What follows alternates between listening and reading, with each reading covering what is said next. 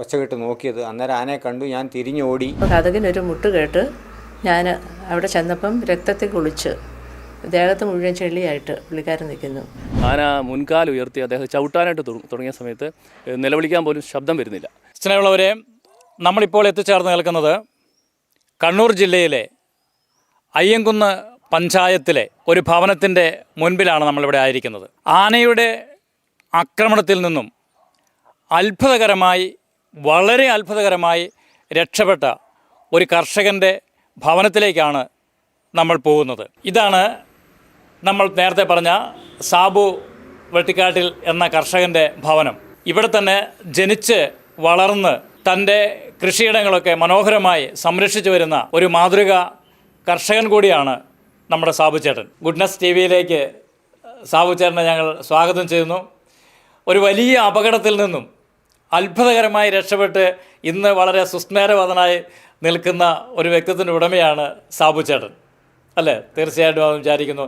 അപ്പോൾ ഞങ്ങൾക്ക് അതിനെക്കുറിച്ച് അറിയുവാനും പ്രേക്ഷകർക്ക് ഈ അനുഭവങ്ങളും സാബു ചേട്ടൻ്റെ ജീവിത സാഹചര്യങ്ങളും എങ്ങനെയാണ് ആ അപകടത്തിൽ നിന്ന് രക്ഷപ്പെട്ടത് എന്നുള്ള കാര്യങ്ങൾക്ക് അറിയുവാൻ വേണ്ടി ഞങ്ങൾ ആഗ്രഹിക്കുകയാണ്. അപ്പോൾ സാബു ചേട്ടൻ അതിനെക്കുറിച്ച് എന്താണ് പറയാനുള്ളത്? ഞാൻ എൻ്റെ അനിയൻ്റെ കൃഷിയിടത്തിൽ അവിടെ 2018 ഉരുളുപൊട്ടലിൽ ആ സ്ഥലം മുഴുവൻ ഒഴുകിപ്പോയി, മണ്ണെല്ലാം പോയി, അവിടെ കല്ല് തെളിഞ്ഞ്. അപ്പോൾ അതിൻ്റെ അതിർത്തി ഒന്ന് മനസ്സിലാക്കാൻ വേണ്ടി തൊട്ട അതിർത്തിക്കാരൻ എന്നോട് ഒന്ന് ചോദിച്ചിരുന്നു, അതൊന്ന് അതിരൊന്ന് ക്ലിയർ ചെയ്യാൻ വേണ്ടി ഒന്ന് കാണിച്ചു തരാമോന്ന്. അതൊന്ന് നോക്കാൻ വേണ്ടി പോയതാണ്. ഒരു 4 മണി സമയത്താണ് ഞാൻ ഇവിടുന്ന് പോയത്.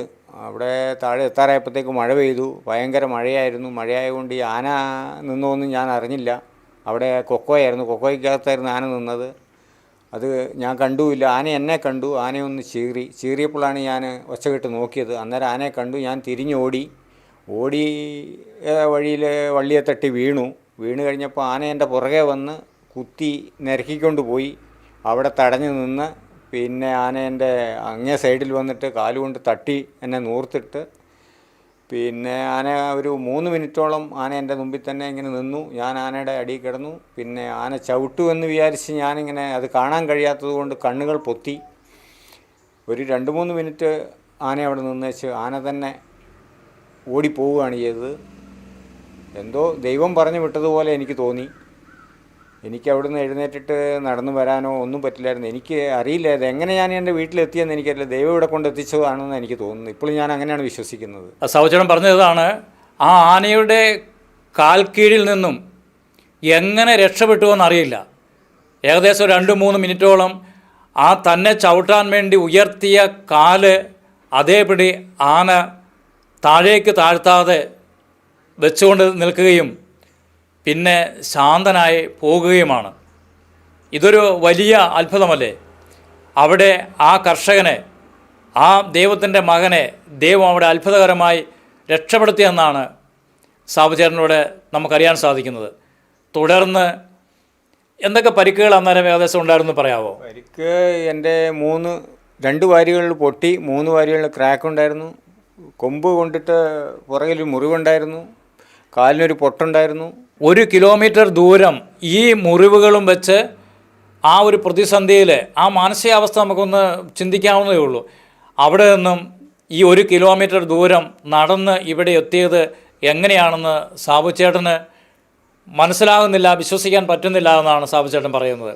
അപ്പോൾ സാബുചേട്ടൻ തുടർന്ന് എന്തായിരുന്നു? ആശുപത്രിയിൽ പോകുക എങ്ങനെയാണ് കാര്യങ്ങളൊന്ന് പറയാമോ?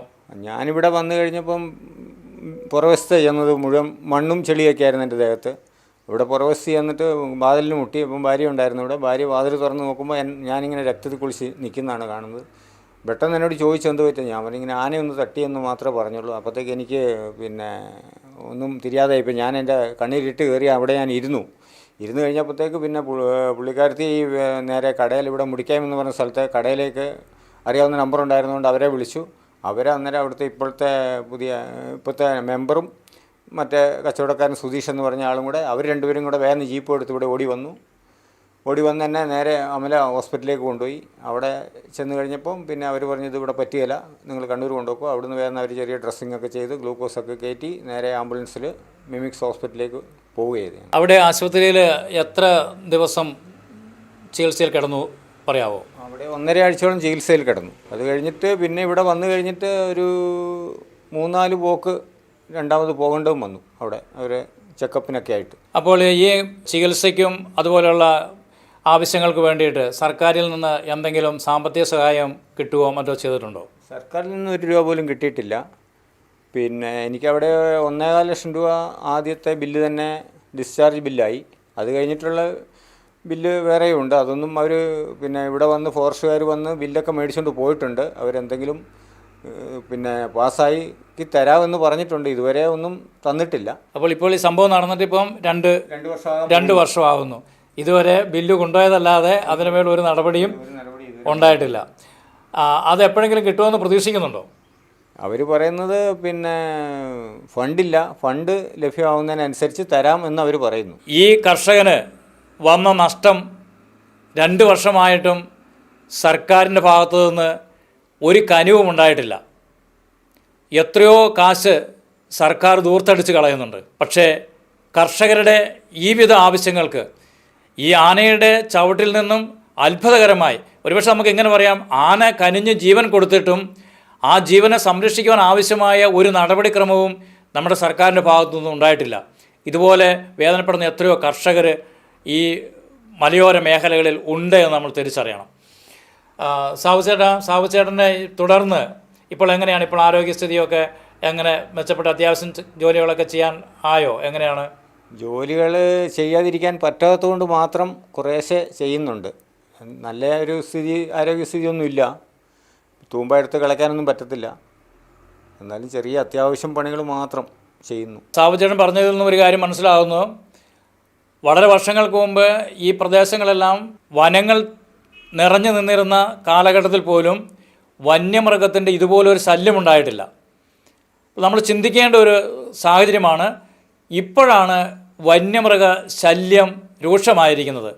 അപ്പോൾ എങ്ങനെയാണ് കാടുകളിൽ നിന്നും ഈ വന്യമൃഗങ്ങൾ മനുഷ്യവാസ കേന്ദ്രങ്ങളിലേക്ക് ഇറങ്ങി വരുന്നത്? നമ്മളിവിടെ ദൃശ്യത്തിൽ കണ്ടു. ഇത് വളരെ മനോഹരമായ, വളരെ വർഷങ്ങൾക്ക് മുമ്പ് വികസിതമായ ഒരു പ്രദേശമാണ്.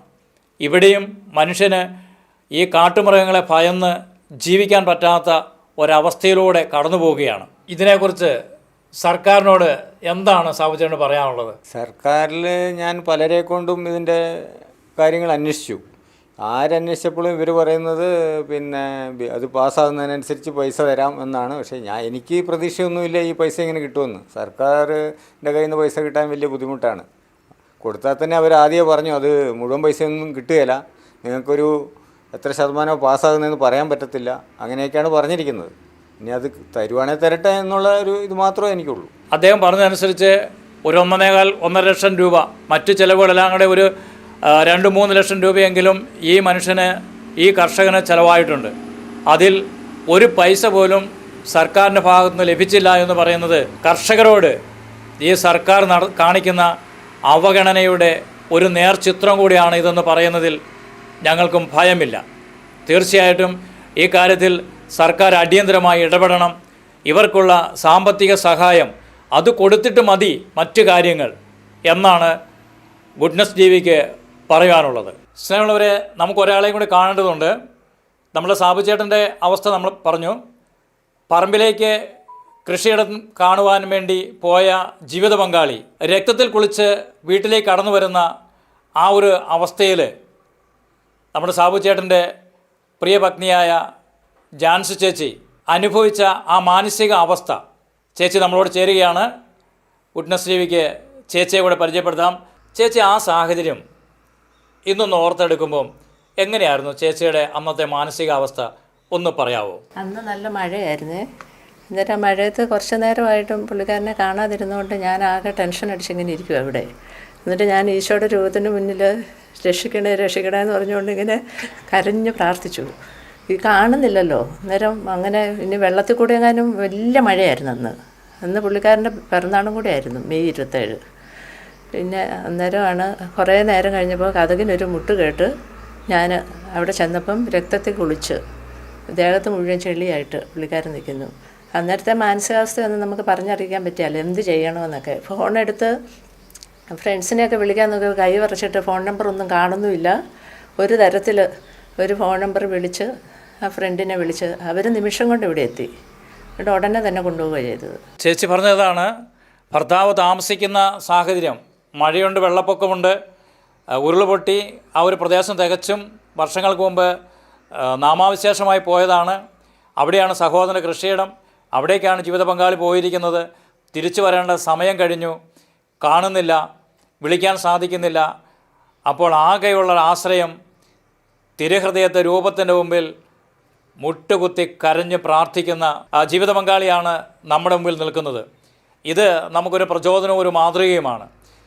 തീർച്ചയായിട്ടും ഈ ജീവിത പങ്കാളിയുടെ ആ ചങ്കുപൊട്ടിയുള്ള തിരുഹൃദയ രൂപത്തിൽ നിന്നുള്ള പ്രാർത്ഥനയാണ് കാല് ശരീരത്തിന് മുകളിൽ വന്നു നിന്നിട്ടും അത് താഴേക്ക് താഴ്ത്താതെ ആന കടന്നുപോയത്. അതുകൊണ്ട് ആ ഒരു ശക്തി, ആ ഒരു തടസ്സം, അത് ദൈവത്തിൻ്റെ ശക്തമായ കരമാണ്.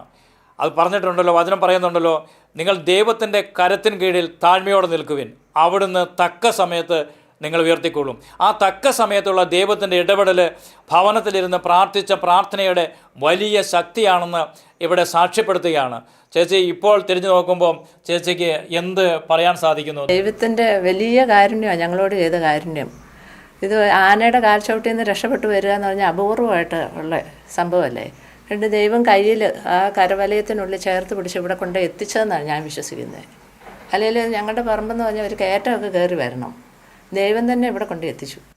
സ്നേഹമുള്ളവരെ, ഈ സഹോദരി പറഞ്ഞത് ഒരു യാഥാർത്ഥ്യമല്ലേ? ആന ഒരു ജീവൻ എടുക്കാൻ വേണ്ടി തീരുമാനിച്ചാൽ അതെടുത്തിരിക്കും അല്ലേ? അവിടെ നിന്ന് ആ കൊമ്പ് കൊണ്ട് അത് നിരക്കി കൊണ്ടുപോയി അതിന് തടസ്സം തോന്നി അതവിടെ ഇട്ടു. വീണ്ടും ആ മനുഷ്യനെ തിരിച്ച് മറിച്ചിടുകയാണ് ആന. എന്നിട്ട് ചവിട്ടുവാൻ വേണ്ടി ഉയർത്തിയ കാല് അത് ശരീരത്തെ തൊടാതെ തടഞ്ഞു നിർത്തിയെങ്കിൽ ദൈവത്തിൻ്റെ ഇടപെടലാണ്. അതിനേക്കാൾ ഉപരിയായിട്ട് സഹോദരി പറഞ്ഞതാണ്, ഈ 1 കിലോമീറ്റർ നടന്ന് വീട്ടിലെത്തി ഏതാനും നിമിഷങ്ങൾ കൊണ്ട് ആ കുഴഞ്ഞ് ഒന്നും പറ്റാത്ത അവസ്ഥ. ഒന്ന് ചിന്തിച്ച് നോക്കിയേ, ഇത് ദൈവത്തിൻ്റെ വലിയൊരു അത്ഭുതമല്ലേ? അപ്പോൾ തീർച്ചയായിട്ടും ഞങ്ങളോട് ഗുഡ്നസ് ടി വിയോട് ഈ കാര്യങ്ങൾ പങ്കുവെച്ച നിങ്ങളെ ഒത്തിരി സ്നേഹത്തോടെ ഓർക്കുന്നു. ദൈവത്തിൻ്റെ ആ ശക്തമായ അനുഗ്രഹം തീർച്ചയായിട്ടും ഇന്ന് സാബുച്ചേട്ടനാണെങ്കിലും സന്തോഷത്തോടെ ഇരിക്കുന്നത് കാണുമ്പം ചേച്ചിക്കും സന്തോഷിക്കാം, അപ്പോൾ മക്കൾക്കും സന്തോഷിക്കാം. ഞങ്ങളും ഈ സന്തോഷത്തിൽ പങ്കുചേരുന്നു. അപ്പോൾ ഒത്തിരി സ്നേഹത്തോടെ നന്ദിയോടെ ഓർക്കുന്നു. ഇപ്പോൾ നമ്മളോട് ചേരുന്നത് കച്ചേരിക്കടവ് സെൻറ്റ് ജോർജ് ഇടവക വികാരി ഫാദർ മാത്യു നരിക്കുഴി അച്ഛനാണ്. അച്ഛൻ്റെ ഇടവകയിൽപ്പെട്ട ഒരു കുടുംബമാണ്, ഒരംഗമാണ് നമ്മൾ സാബുച്ചേട്ടൻ. അപ്പോൾ സ്നേഹമുള്ള അച്ഛൻ്റെ ഇടവകയിലെ സാബു എന്ന് പറയുന്ന ആ ഒരു കുടുംബനാഥന് ആനയുടെ ചവിട്ടേറ്റുണ്ടായ ആ ദുരന്തം, അച്ഛൻ ആ വാർത്ത കേട്ടപ്പോൾ അതുമായിട്ട് അച്ഛൻ എങ്ങനെയാണ് ഉൾക്കൊള്ളാൻ സാധിച്ചത്? അച്ഛൻ അതിനെക്കുറിച്ച് ഒന്ന് ഗുഡ്നസ് ടി വിക്ക് വേണ്ടി ഒന്ന് പറയാമോ? ഈ തലശ്ശേരി അതിരൂപതയിലെ കർണാടക വനാതിർത്തിയോട് ചേർന്ന് കിടക്കുന്ന ഒരു സ്ഥലമാണ് ഈ കച്ചേരിക്കടവ് ഇടവക. ഏകദേശം 500ഓളം കുടുംബങ്ങൾ ഹിന്ദു ക്രിസ്ത്യൻ വിഭാഗങ്ങളിലായിട്ട് ഒരുമയോടെ ഇവിടെ കഴിയുന്നുണ്ട്. എനിക്ക് തോന്നുന്നു 1940കളിൽ ഇവിടെ കുടിയേറ്റം ആരംഭിക്കുകയാണ്. തിരുവിതാംകൂറിൽ നിന്ന് മണ്ണ് തേടിയിട്ട് ആളുകൾ ഇവിടെ വന്നു. തരിശുഭൂമികൾ പാട്ടത്തിനും അതുപോലെ തന്നെ കൃഷിക്കായിട്ടൊക്കെ വിലയ്ക്കൊക്കെ വാങ്ങി അങ്ങനെ കഷ്ടപ്പെട്ട് പണിത് വിളഭൂമിയാക്കിയതാണ് ഇന്ന് നമ്മളിത് കാണുന്നതൊക്കെ. ഈ വെട്ടിക്കാട്ടിൽ കുടുംബം അവർ ആദ്യത്തെ ഒരു കുടിയേറ്റക്കാരാണ്. വെട്ടിക്കാട്ടിലെ തോമസിൻ്റെ മകനാണ് സാബു. അദ്ദേഹം അടിസ്ഥാനപരമായ കർഷകനാണ്, കൃഷിയെ ആശ്രയിച്ച് ജീവിക്കുന്ന ഒരു വ്യക്തിയാണ്.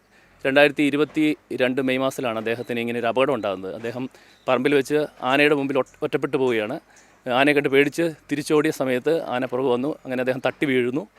അവിടെ നിന്ന് ആന അടുത്തെത്തി അദ്ദേഹത്തെ മുൻകാലം കൊണ്ട് തൊഴിച്ച് നിരക്കി. ആ സമയത്ത് അദ്ദേഹത്തിന് വാരിയെല്ലൊക്കെ ഒടിഞ്ഞ് അങ്ങനെ എഴുന്നേക്കാൻ പറ്റാതെ കിടക്കുന്ന സമയത്ത് ആന മുൻകാലം ഉയർത്തി അദ്ദേഹത്തെ ചവിട്ടാനായിട്ട് തുടങ്ങിയ സമയത്ത് നിലവിളിക്കാൻ പോലും ശബ്ദം വരുന്നില്ല. അപ്പോൾ ആ സമയത്ത് അദ്ദേഹം കൈകൂപ്പി ഇങ്ങനെ കിടന്ന സമയത്ത് ആനയ്ക്ക് ദയ തോന്നിയിട്ടോ അറിയത്തില്ല, അദ്ദേഹത്തെ ഇട്ടിട്ട് പോവുകയാണ്. അങ്ങനെ രക്തത്തിൽ കുളിച്ച് കിടന്ന അദ്ദേഹം ഒരു തരത്തിൽ ഏന്തി വലിഞ്ഞ് വീട്ടിലെത്തി. ഭാര്യ മാത്രമേ ഉണ്ടായിരുന്നുള്ളൂ. ആളുകളെല്ലാം വിളിച്ചുകൂട്ടി കണ്ണൂർ മിംസ് ആശുപത്രിയിൽ അദ്ദേഹത്തിന് വെന്റിലേറ്ററിൻ്റെ സഹായത്തോടു കൂടി ഏറെ നാൾ ചികിത്സയിൽ കഴിഞ്ഞു. അവിടെ നിന്നും ജീവിതത്തിലേക്ക് തിരിച്ചു വരികയാണ്. ഞങ്ങൾക്കൊക്കെ അമ്പരപ്പോടെ ആണ് ഈ വാർത്ത ഞങ്ങൾ കേൾക്കുന്നത്. ആ സമയത്ത് ധാരാളം പേര് അദ്ദേഹത്തെ ഇവിടെ ആശ്വസിപ്പിക്കാനായിട്ടും അതുപോലെ തന്നെ ജനപ്രതിനിധികളായിട്ടും മറ്റും ഇവിടെ വന്നിരുന്നു, ഈ പ്രദേശങ്ങളൊക്കെ സന്ദർശിച്ചിരുന്നു. പക്ഷേ പിന്നീട് നടപടികളൊന്നും ഉണ്ടായിട്ടില്ല. അപ്പോൾ അച്ഛാ, അന്നത്തെ ആ ദുരന്തം കഴിഞ്ഞെങ്കിലും ഇന്ന് എങ്ങനെയാണ് ഇപ്പോഴത്തെ സാഹചര്യം എങ്ങനെയാണ്? ഈ കാട്ടാനയോ വന്യമൃഗങ്ങളുടെ ശല്യമോ കാര്യങ്ങൾ ഇപ്പോഴും അതിനെക്കുറിച്ച് അച്ഛൻ എന്താണ് പറയാൻ ആഗ്രഹിക്കുന്നത്?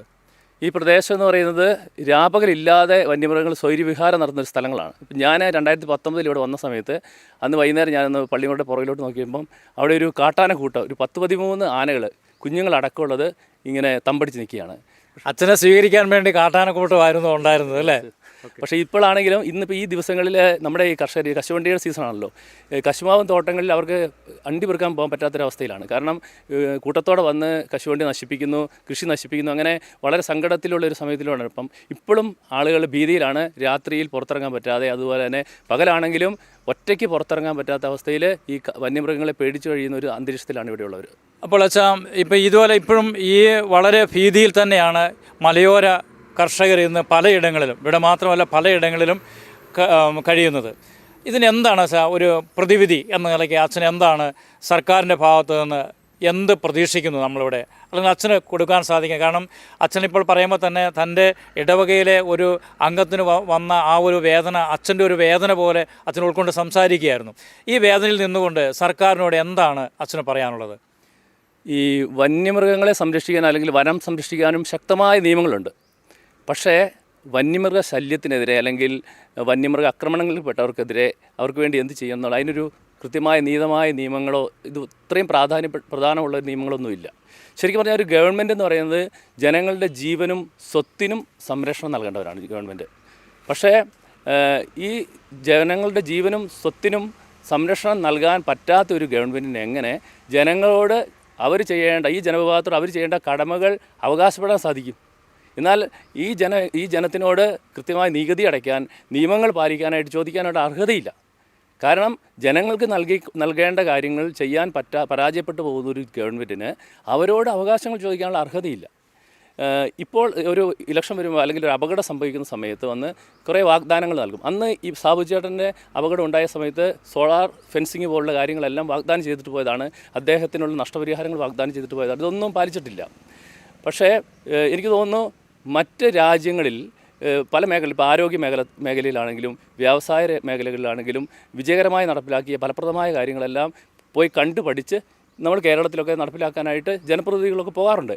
എന്തുകൊണ്ട് മറ്റ് രാജ്യങ്ങളിൽ ഈ വന്യമൃഗ ശല്യത്തിനെതിരെ ഫലപ്രദമായ കാര്യങ്ങൾ അവരെങ്ങനെ അതിനെ തടയുന്നത് മനസ്സിലാക്കിക്കൊണ്ട് അതിവിടെ അനുവർത്തിക്കാൻ പറ്റുന്നില്ല?